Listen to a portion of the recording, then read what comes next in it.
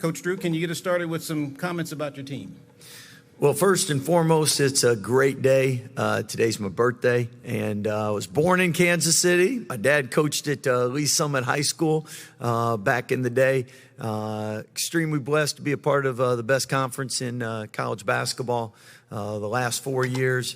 Highest net average rating, 2 of the last 4 national champions, and most importantly, you look at this year, we had 4 schools and great coaches, programs, traditions. Really excited about making the Big 12 even better and going into the season with 5 in the top 10 in the AP poll. That's a record. So each and every night, what's made the Big 12 so special is that every game is a war. It's a tournament game, tournament atmosphere, and excited for the new teams being a part of that, and excited for our team. We only return 1 starter, so a lot of players to blend and get used to. But so far, so good, and every coach is real happy right now because no one's lost a game yet. Okay, please remember to get your hand up so that we can get a wireless microphone to you. Carly and Delaney are ready to serve. We've got Ronnie over here on the right. Myron Metcalf, ESPN. How you doing, Scott? How you doing, Myron? What do you get when you add a guy like Jeremy, the experience that he has, and also how impressed have you been by VJ from what you've seen so far? Yeah. Well, when you bring in 2 transfers that have been in the Final Four already, and Norchad and Jeremy, and been a part of great programs under great coaches, they bring not only experience, confidence, and talent, but a lot of knowledge. Any offensive, defensive concepts they grasp, and they are coaches out there. They help our younger guys with that. They help VJ. And you asked about VJ. VJ's in practice. It's great when you can go to practice and every couple days see a Sports Center top 10 nominee, and VJ provides that. I know in the first practice of the Pelicans, I got a clip from the GM of Eve with the Sports Center top 10 nominee dunk, and I was like, I miss that. But the great thing is each and every day with VJ and some guys on the team, you have chances to witness and be a part of that as well.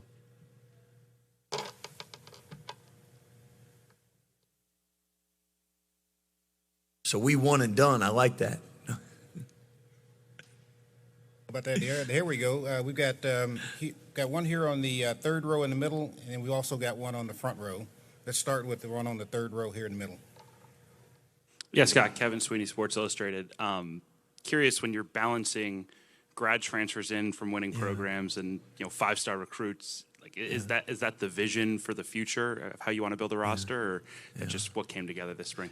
Great question. I think with the changing landscape, still with the COVID year this year, really everybody's trying to do things year to year. I don't think anybody has a long-term plan until we really know what the long-term rules will be. So right now, obviously, a lot of teams got 5th-year, 6-year guys.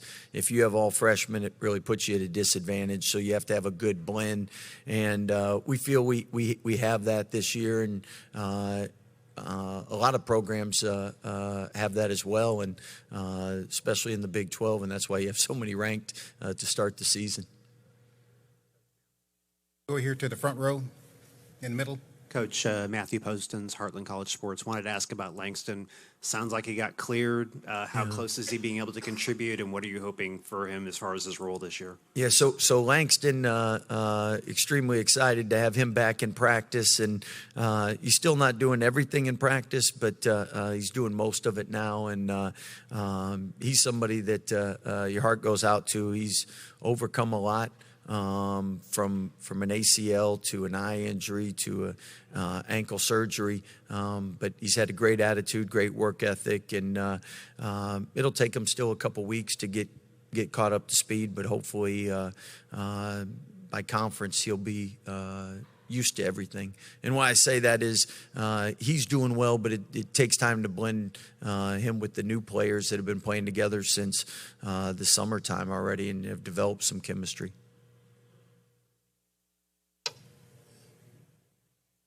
Okay, we've got one over here on the left. your right, third row. Scott, Gary Parrish, CBS Sports. We don't have a lot of active national championship winning coaches. You're one of them. Another one of them retired last week at the age of 55.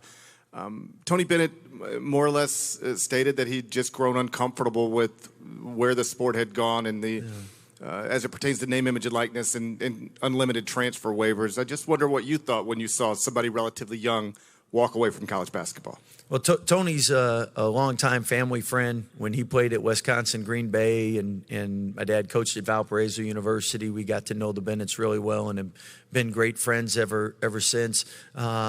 Tony's a great coach, and being a coach in this profession, you hate losing great coaches. And why I say that is because you know what an impact he makes, not only for the college basketball game itself, but for all the young people he's coached. I mean, he helps set them up for life and life after basketball because he's a great mentor of life and a great role model for him.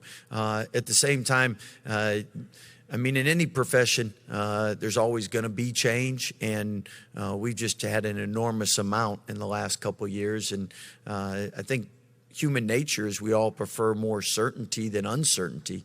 I mean, you want to know what rules are, what to do, and how to do your job. And I think that would be across the board in any profession. And I think we're still going through transition right now. So it's probably going to take a little time till everything does settle. And you hate losing good coaches in the process.